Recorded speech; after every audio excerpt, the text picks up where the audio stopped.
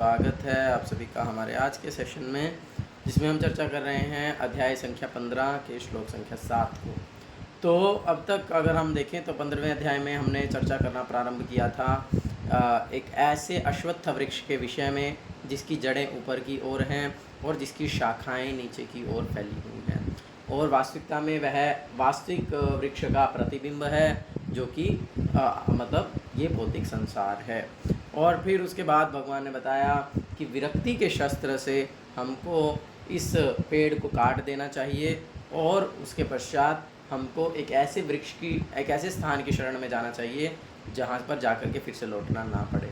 और फिर भगवान ने बताया कि ऐसी जगह क्या है, ऐसी जगह मेरा धाम है जहाँ पर सूर्य चंद्रमा या फिर अग्नि बिजली आदि की आवश्यकता नहीं पड़ती है। वह स्वयं प्रकाशित धाम है, और वहाँ पर जाने के बाद किसी को फिर से वापस इस संसार में नहीं लौटना पड़ता। तो अब आगे भगवान बता रहे हैं कि क्यों हमको वहाँ पर जाना चाहिए, तो वो इस श्लोक में बताया गया है। तो कृपया दोहराइए। ममैवांशो जीवलोके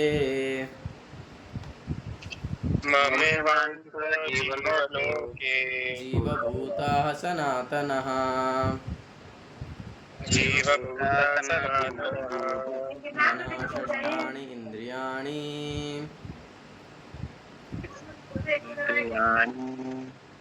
मनः षष्ठानि इन्द्रियाणि प्रकृतिस्थानि कर्षति।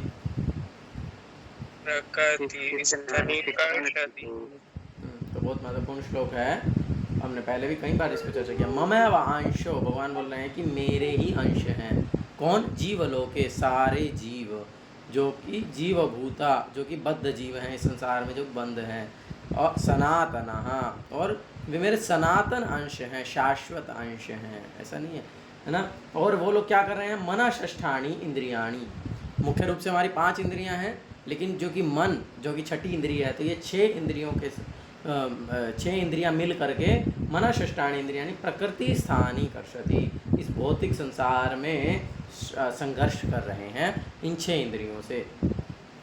तो अनुवाद है, इस बद्ध जगत में सारे जीव मेरे शाश्वत अंश हैं। बद्ध जीवन के कारण वे 6 इंद्रियों से घोर संघर्ष कर रहे हैं, जिनमें मन भी सम्मिलित है।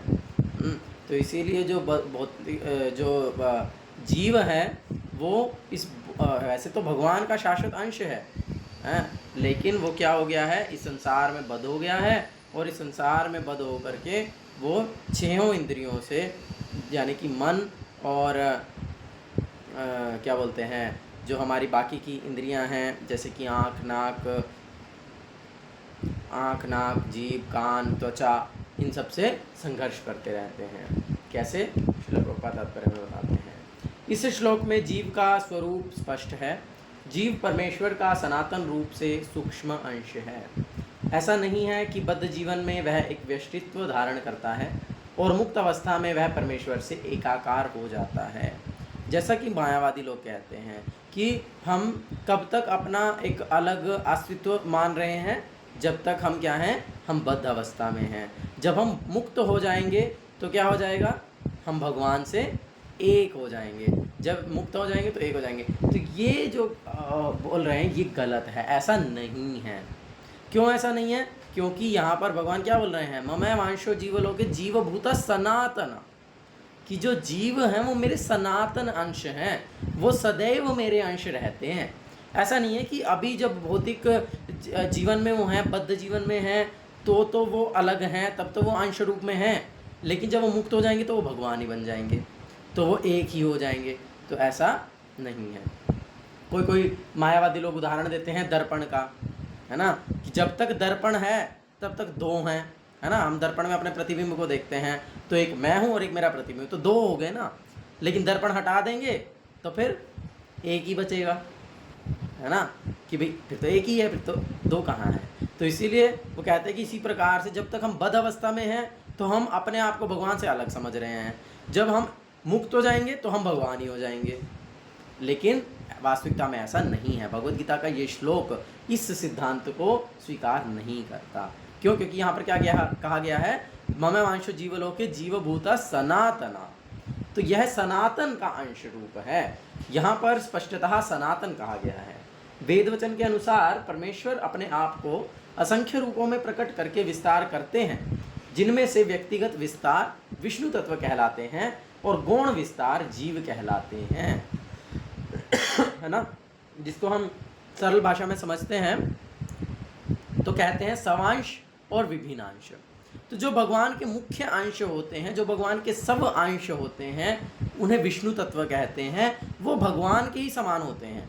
जैसे भगवान कृष्ण का अवतार है विष्णु, जैसे भगवान कृष्ण का अवतार है राम, जैसे भगवान कृष्ण का अवतार है वामन, नरसिंह, कूर्म, वराह, परशुराम, राम। तो ये सब क्या हैं? ये सब भगवान के स्व अंश हैं। ये सब भगवान के व्यक्तिगत विस्तार हैं और इसीलिए इनको विष्णु तत्व कहते हैं और वो भगवान के समान ही होते हैं। लेकिन गौण विस्तार का मतलब होता है विभिन्न अंश, जो भगवान से सेपरेटेड है एक प्रकार से। और वो कौन है? वो जीव हैं, वो हम सब हैं। तो हम भी भगवान के ही अवतार हैं एक प्रकार से, हम भी भगवान का ही विस्तार हैं, लेकिन हम विभिन्न अंश हैं, जिस कारण से हम भगवान नहीं हैं, हम जीव हैं।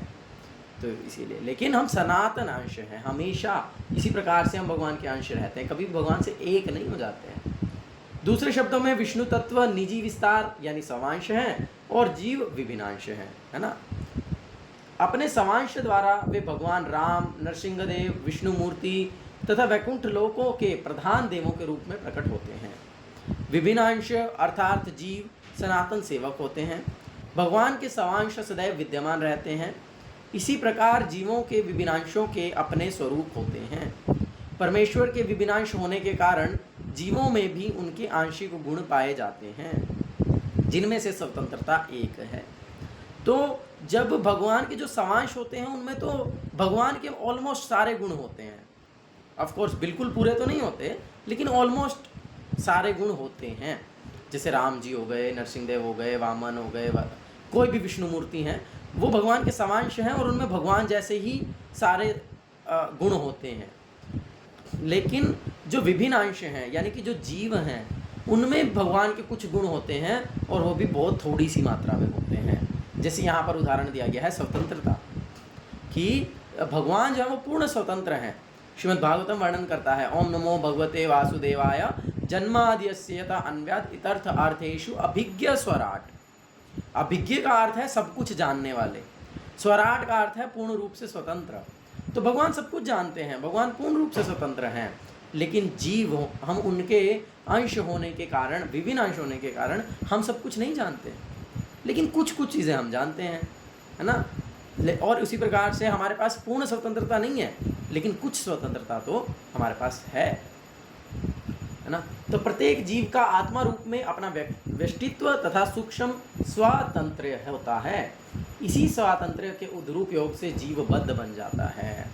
हाँ, तो हमको जो थोड़ी सी वो स्वतंत्रता दी है उसी का ही हम गलत उपयोग करते हैं और उसी के कारण ही हमको इस संसार में बंधना पड़ता है। उसी के कारण ही हम भगवान के धाम से गिर करके इस भौतिक संसार में बद्ध हो जाते हैं और इसके सही उपयोग से वह मुक्त बनता है ना। अभी हमारे पास मुक्त इच्छा है ना, स्वतंत्र इच्छा है कि हम चाहें तो संसार के जो इंद्रिय तृप्ति की जो वस्तुएं हैं उनको अपनी इंद्रिय तृप्ति के साथ मतलब इंद्रिय तृप्ति में लगाएं, है ना। जो हमारे रूप रस गंध स्पर्श और शब्द हैं, और अगर हम चाहें तो हम उसको भगवान की सेवा में भी उपयोग कर सकते हैं। अभी मेरे पास समय है, इसको मैं मूवी देखने में भी यूज़ कर सकता हूँ और इसको भगवद गीता क्लास सुनने में भी यूज़ कर सकता हूँ। मेरे पास संडे को समय है, मैं उसको दोस्तों के साथ टाइम वेस्ट करने में भी यूज़ कर सकता हूँ, बैट बॉल खेलने में भी वेस्ट कर सकता हूँ, या फिर मैं संडे प्रोग्राम में आकर के मंदिर में भक्तों का संग करने में भी यूज़ कर सकता हूँ। तो हमारे पास क्या है? फ्री विल है ना। सुबह सुबह का समय जो है ब्रह्म मुहूर्त का समय, उसको मैं सो करके या और कोई फालतू काम करके वेस्ट कर सकता हूँ, या फिर उसमें मैं जप कर सकता हूँ, जो हमारा सबसे पहला कर्तव्य है। तो इसी प्रकार से इस स्वतंत्रता का उपयोग करने के कारण ही व्यक्ति या तो बद्ध बन जाता है या मुक्त हो जाता है। दोनों ही अवस्थाओं में वह भगवान के समान ही सनातन होता है। लेकिन चाहे जीव बद्ध हो या फिर मुक्त हो, वो सनातन है, वो हमेशा रहता है। ऐसा नहीं है कि हमारा शरीर छूट जाएगा तो हम मर जाएंगे, है ना। हम इस शरीर को छोड़ करके दूसरे शरीर में चले जाएंगे। अब अगर हम मुक्त हो गए तो आध्यात्मिक शरीर मिल जाएगा, और बद्ध ही रहे तो फिर भौतिक शरीर हमको मिलेगा, कुत्ता बिल्ली है ना, भेड़ बकरी जो भी, लेकिन हम तो रहेंगे ना हमेशा। तो मुक्त अवस्था में वह इस भौतिक अवस्था से मुक्त रहता है और भगवान की दिव्य सेवा में नीरत रहता है। तो मुक्ति का अर्थ क्या है? श्रीमद् भागवतम बोलते हैं मुक्ति हित्वा अन्यथा रूपम स्वरूपेण अवस्थिति। मुक्ति का अर्थ है कि बाकी सब दूसरे रूपों को छोड़ करके, कि मैं इंडियन हूँ, मैं लड़का हूँ, मैं ये हूँ, मैं वो हूँ, ये सब रूपों को छोड़ करके क्या, मुक्ति हित्वा अन्यथा रूपम स्वरूपेण व्यवस्थिति, अपने स्वरूप में अवस्थित होना। हमारा स्वरूप क्या है? जीवेर स्वरूप है कृष्णेर नित्यदास। तो हमारा स्वरूप है भगवान के नित्यदास के रूप में। तो इस रूप में अपने आप को स्वीकार कर लेना कि मैं भगवान का नित्यदास हूँ, मेरा कार्य भगवान की सेवा करना है और मैं उस दिव्य सेवा में लग जाऊंगा तो मैं मुक्त हो जाऊंगा। सिंपल है ना। तो बद्ध जीवन में प्रकृति के द्वारा, गुणों द्वारा अभिभूत होकर वह भगवान की दिव्य प्रेमा भक्ति को भूल जाता है। फलस्वरूप उसे अपनी स्थिति बनाए रखने के लिए इस संसार में अत्यधिक संघर्ष करना पड़ता है। जैसे कि हमने अपनी पहली एनालॉजी में ही चर्चा किया था, है ना, कि पेड़ है और पेड़ पर बड़े सुंदर आम लगे हुए हैं, है ना। आजकल तो बड़े टेस्टी आम आ रहे हैं मार्केट में, है ना, सब लोग खा रहे होंगे। तो बड़ा सुंदर आम है, बड़ा ही स्वादिष्ट आम है, उसको देखने से ही एकदम खुशबू आ रही है और आपको इच्छा हो रही है कि आप उस आम को खाएं। और उसके पेड़ के प्रतिबिंब को आपने पानी में देखा और उस प्रतिबिंब में भी आपने उस आम को देखा, क्योंकि प्रतिबिंब में तो आम दिख रहा है, क्योंकि वास्तविकता में तो आम ऊपर है, और आप पानी में छलांग लगा देंगे तो क्या वो आम मिल जाएगा? नहीं मिलेगा। बल्कि और भी क्या होगा, जब तक आप भूमि पर थे तब तक तो आप रह पा रहे थे, स्टेबल खड़े थे, लेकिन अब आपको जीवित रहने के लिए क्या करना पड़ेगा? संघर्ष करना पड़ेगा, हाथ पैर चलाने पड़ेगा। तो इसलिए जो भौतिक संसार है ये उस प्रतिबिंब के समान है। हम जब बद्ध अवस्था में आ जाते हैं, यानी कि इस प्रतिबिंब वाले वृक्ष से फल लेने का प्रयास करते हैं, तो फिर हमको क्या करना पड़ता है? फल तो मिलता नहीं है, तो क्या होता है? फिर हमको अत्यधिक संघर्ष करना पड़ता है। ना केवल मनुष्य तथा कुत्ते बिल्ली जैसे जीव, अपितु इस भौतिक जगत के बड़े बड़े नियंता यथा ब्रह्मा, शिव तथा विष्णु तक परमेश्वर के अंश हैं। ये सभी सनातन अभिव्यक्तियां हैं, क्षणिक नहीं। कर्षति शब्द अत्यंत सार्थक है। बद्ध जीव मानो लोह श्रृंखलाओं से बंधा हो, वह मिथ्या अहंकार से बंधा है और मन मुख्य कारण है जो उसे इस भव सागर की ओर धकेलता है। जब मन सतोगुण में रहता है तो उसके कार्यकलाप अच्छे होते हैं, जब रजोगुण में रहता है तो उसके कार्यकलाप कष्टकारक होते हैं, और जब वह तमोगुण में होता है तो वह जीवन की निम्न योनियों में चला जाता है। तो बद्ध होने का मतलब क्या है? बद्ध होने का मतलब बंधा हुआ। तो हम ऐसा समझ सकते हैं कि जैसे हमको लोहे की जंजीरों से, बेड़ियों से बांध रखा है, लेकिन आप कहोगे कहाँ बांध रखा है? हमको तो दिखती नहीं बेड़ियाँ। तो वो बेड़ियाँ किस चीज़ की हैं? वो बेड़ियाँ हैं मिथ्या अहंकार की। मिथ्या अहंकार मतलब क्या? अहम, अहम मीन्स मैं, है ना, और मिथ्या मतलब गलत, means wrong identity of one self. तो जब हम अपने आप को गलत आइडेंटिफाई करते हैं, जब हम समझ लेते हैं कि भाई मैं तो लड़का हूँ, मैं भारतीय हूँ, मैं हरियाणवी हूँ, है ना, मैं ये हूँ, मैं वो हूँ, है ना, मैं भारद्वाज ब्राह्मण हूँ, हैं, मैं धीमान हूँ, मैं ये हूँ, मैं सिंगला हूँ, व्हाटएवर। तो इस प्रकार से जब हम अपने आप को ये शरीर समझने लगते हैं और इस शरीर की उपाधियों से अपने आप को जब आइडेंटिफाई करते हैं तो उसको कहते हैं मिथ्या अहंकार। और यही हमारे बंध होने का कारण है, यही हमारे बंधे होने का कारण है। और उसमें हमको और ज़्यादा कौन धकेलता है? हमारा मन धकेलता है। तो इस प्रकार से जीव बंधा हुआ है। और हमने अभी पहले चर्चा किया था अध्याय संख्या 14 और अध्याय संख्या 17 में कि हम कैसे बंधे हुए हैं? गुणों से बंधे हुए हैं ना। गुण मीन्स रस्सी। तो गुण क्या है? सत्वगुण, रजोगुण और तमोगुण। तो यदि कोई सतोगुण से बंधा है तो वो थोड़ा ठीक काम करेगा, रजोगुण में है तो कष्ट मिलेगा, और तमोगुण में है तो निम्न योनि में उसको जाना पड़ेगा। ये सब हम डिटेल में पहले चर्चा कर चुके हैं। लेकिन इस श्लोक में यह स्पष्ट है कि बद्ध जीव मन तथा इंद्रियों समेत भौतिक शरीर से आवृत है, और जब वह मुक्त हो जाता है तो यह भौतिक आवरण नष्ट हो जाता है। इसलिए लेकिन उसका आध्यात्मिक शरीर अपने व्यष्टि रूप में प्रकट होता है। तो जब तक हम बद्ध अवस्था में हैं तब तक हमारे पास ये एक भौतिक शरीर है, हमारे पास एक भौतिक सूक्ष्म शरीर है। 7वें अध्याय में हमने चर्चा किया था मन, बुद्धि और अहंकार से जो बना हुआ है। है ना। तो इस प्रकार से जब हम मुक्त हो जाते हैं तो हमको आध्यात्मिक शरीर प्राप्त होता है। वहाँ पर हमारा मन आध्यात्मिक हो जाता है, वहाँ पर हमारी बुद्धि आध्यात्मिक हो जाती है, और वहाँ पर हमारा जो अहंकार है वो मिथ्या से वास्तविक अहंकार हो जाता है। वास्तविक अहंकार क्या है कि मैं भगवान का दास हूँ, मेरा कार्य भगवान की सेवा करना है, ये वास्तविक अहंकार है। ये अहंकार होना गलत नहीं है। तो क्या बोलते हैं, हाँ, तो ऐसा नहीं है कि जब रसोई नहीं रखा है, ऐसा नहीं है कि जब भौतिक आवरण नष्ट हो जाता है तो हम भगवान से एक हो जाते हैं, तो ऐसा नहीं होता है। हाँ, हमारा जो व्यष्टित रूप है, हमारा जो एक सेपरेट रूप है वो एज इट इज रहता है, बस यहाँ पर वो भौतिक है, और भगवान के धाम में आध्यात्मिक जीवन में वो आध्यात्मिक होता है। मध्यानिंदनायन श्रुति में यह सूचना प्राप्त है, स वा एष ब्रह्मनिष्ठ इदं शरीरम मर्त्यमतिसृज्यम ब्रह्माभिसंपद्य ब्रह्मणा पश्यति ब्रह्मणा शृणोति ब्रह्मणैवेद सर्वमनुभवति। यहाँ यह बताया गया है कि जब जीव अपने इस भौतिक शरीर को त्यागता है और आध्यात्मिक जगत में प्रवेश करता है तो उसे पुनः आध्यात्मिक शरीर प्राप्त होता है, जिससे वह भगवान का साक्षात्कार कर सकता है। तो ऐसा नहीं है कि वो भगवान से एक हो जाता है और बस उसका अस्तित्व खत्म हो जाता है, ऐसा नहीं है। लेकिन आप देखेंगे कि अधिकतर अध्यात्मवादी तो ऐसा ही कहते हैं, अधिकतर अध्यात्मवादी तो ऐसा ही बोलते हैं कि भाई जो है आध्यात्मिक जीवन में हम भगवान से एक हो जाएंगे। तो क्यों कहते हैं, तो प्रभुपाद बोलते हैं बिकॉज दे आर फ्रस्ट्रेटेड।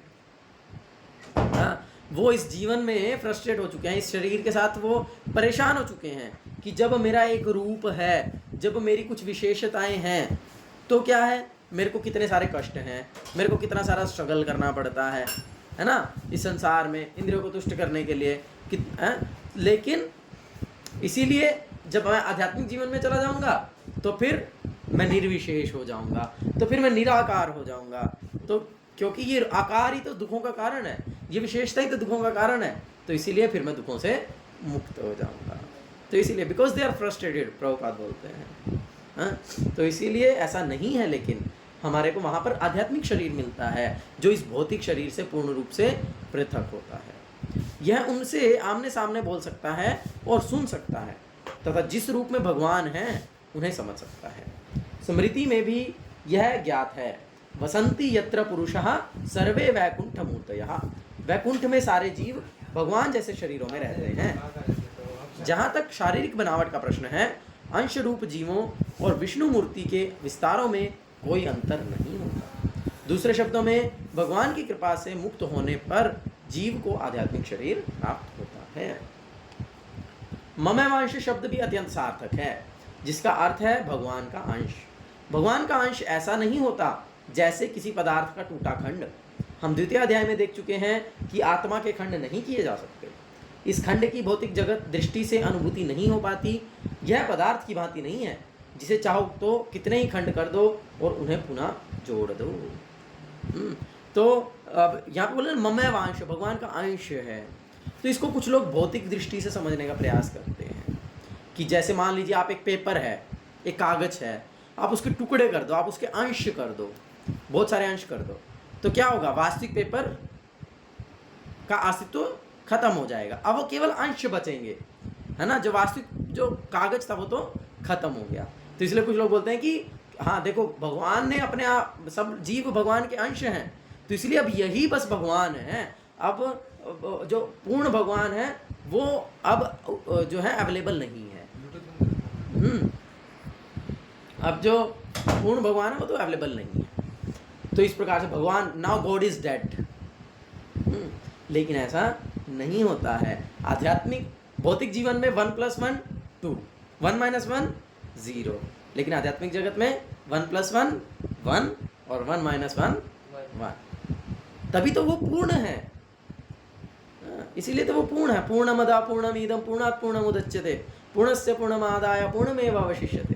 कि पूर्ण में से यदि पूर्ण को भी निकाला जाए तब भी वो पूर्ण ही रहता है। पूर्णस्य पूर्णमादाय पूर्णमेव अवशिष्यते, कि जब पूर्ण में से पूर्ण को हटा दिया जाए तब भी वो पूर्ण ही बचता है। तो ये आध्यात्मिक चीज है। यह पदार्थ की भांति नहीं है कि जिसे चाहो तो कितने ही खंड कर दो और उन्हें पुनः जोड़ दो। ऐसी विचारधारा यहाँ पर लागू नहीं होती, क्योंकि संस्कृत के सनातन शब्द का प्रयोग हुआ है। विभिन्न अंश सनातन हैं। द्वितीय अंश के प्रारंभ में यह भी कहा गया है कि प्रत्येक व्यक्ति के शरीर में भगवान का अंश विद्यमान है। वह अंश जब शारीरिक बंधन से मुक्त हो जाता है तो आध्यात्मिक आकाश में वैकुंठ लोक में अपना आदि आध्यात्मिक शरीर प्राप्त होता है, जिसे वह भगवान की संगति का लाभ उठाता है। यहाँ पर एक और बहुत महत्वपूर्ण पॉइंट है समझने के लिए। हाँ, क्या बोलते हैं, साइंटिस्ट हैं, आई थिंक अल्बर्ट आइंस्टाइन का एक कोट है कि a part can never be equal to the whole, है ना, कि जो अंश है वो पूर्ण के कभी भी बराबर नहीं हो सकता। तो इसलिए हमको समझना चाहिए कि हम भगवान के समान नहीं बन सकते कभी भी, हम भगवान से एक नहीं हो सकते, हम कभी भगवान नहीं बन सकते। क्यों? क्योंकि यहाँ पर भगवान क्या कह रहे हैं, हम भगवान के अंश हैं और अंश कभी पूर्ण के बराबर नहीं हो सकता। और जिस प्रकार से प्रभुपाद जी इसमें बहुत सारे उदाहरण देते हैं, जैसे कि मान लीजिए ये उंगली है, ये मेरे शरीर का अंश है, तो इसका कर्तव्य है कि मेरे शरीर की सेवा करना। जब मुझे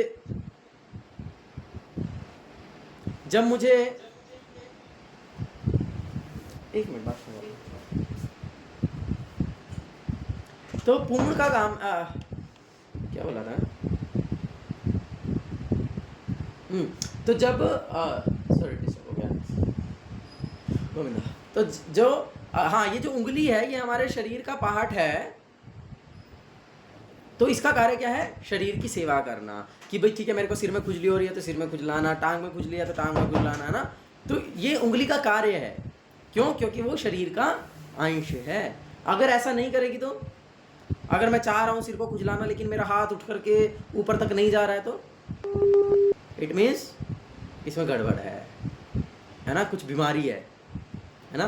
तो उसी प्रकार से हम भगवान के अंश हैं, है ना, और इसीलिए हमारा कार्य क्या है, भगवान की सेवा करना है।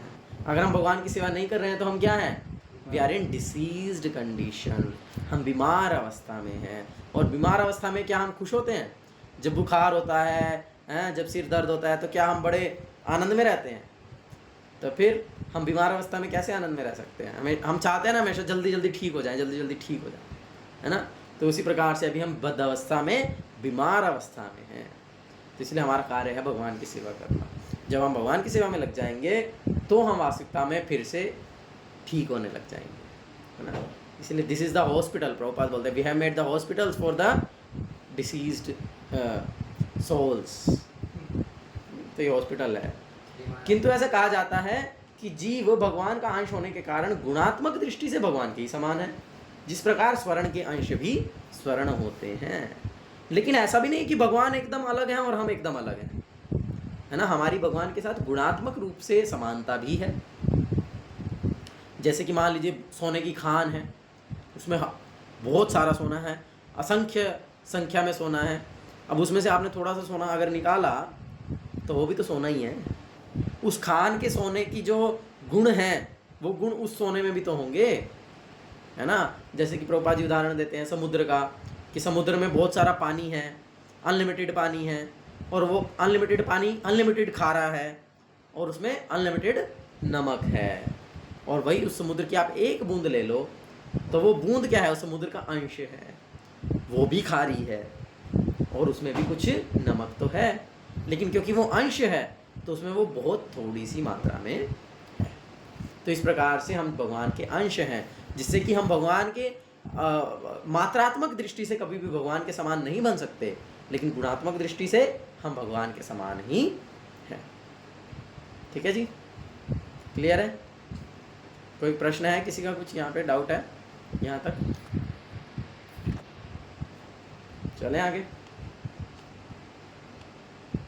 चलो दोहराइए। शरीर यद्वाप्नोति शरीरम यच्चाप्युत्क्रामतीश्वरः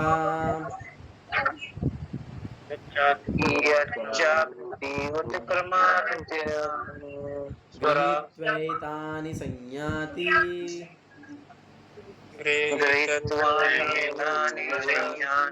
वायुर्गन्धानि वाशयात्। वायुगणानि इव अद्य। अनुवाद है, इस संसार में जीव अपनी देहात्म बुद्धि को एक शरीर से दूसरे में उसी तरह ले जाता है जिस तरह वायु सुगंधि को ले जाता है। इस प्रकार वह एक शरीर धारण करता है और फिर इसे त्याग कर दूसरा शरीर धारण करता है। क्योंकि हम तो भगवान के सनातन अंश हैं, अभी भगवान बोल रहे हैं, तो फिर लेकिन हम देखते कि हम तो सनातन नहीं है, हमें तो मरना पड़ता है, फिर जन्म लेना पड़ता है ना।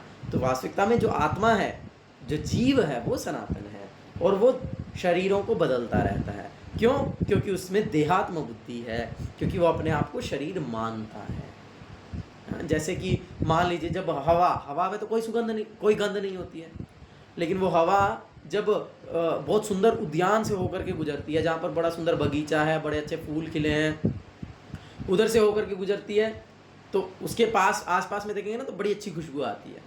तो वायु क्या करती है, सुगंधी को वहाँ से लेकर के दूसरी जगह छोड़ देती है। तो थोड़ी आगे जा करके छोड़ देगी, थोड़ी आगे में नहीं आएगी, थोड़ी दूर में नहीं आएगी, थोड़ी सी रेंज तक उसकी खुशबू को वो फैलाएगी। फिर थोड़ी आगे जाएगी वो हवा, फिर क्या करेगी, वो कचरे के ढेर से निकलेगी जहाँ पे बहुत सारी मक्खियाँ बिनक रही हैं, सड़ रहा है सामान, तो वो फिर उस दुर्गंध को लेगी और फिर थोड़ी सी आगे जा करके उसको भी छोड़ देगी। तो इस प्रकार से वायु हमेशा गंध से अप्रभावित रहती है ना। वायु तो हमेशा, उसमें कोई गंध नहीं है, लेकिन वो संग मिलता है, जब अच्छा संग मिल जाता है तो सुगंध को साथ में ले लेती है, फिर थोड़ा आगे जा करके छोड़ देती है, फिर दुर्गंध लेती है तो थोड़ा आगे जा करके वो भी छोड़ देती है। तो उसी प्रकार से हम जीव भी एक शरीर धारण करता है, कुछ समय तक उसको रखता है, फिर उसको छोड़ देता है, फिर दूसरा शरीर लेता है, फिर उसको छोड़ देता है, फिर तीसरा शरीर। इस प्रकार से एक शरीर से दूसरे शरीर में जीव जो है वो जाता रहता है। तात्पर्य, यहाँ पर जीव को ईश्वर अर्थात अपने शरीर का नियामक कहा गया है। तो जो जीव होता है वो अपने शरीर का तो ईश्वर है ना। ईश्वर का मतलब होता है कंट्रोलर।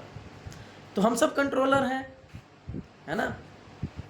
हम सब कंट्रोलर है ना। हम अपने आप को कंट्रोल कर सकते हैं। मैं आंखें खोलूं कि बंद करूं, अपना हाथ उठाऊं कि नीचे रखूं, है ना, फ़ोन चलाऊं कि ना चलाऊं, हाँ स्क्रॉलिंग करूं कि नहीं करूं, यूट्यूब पे इंस्टाग्राम पे शॉर्ट्स देखूं नहीं देखूं, हैं।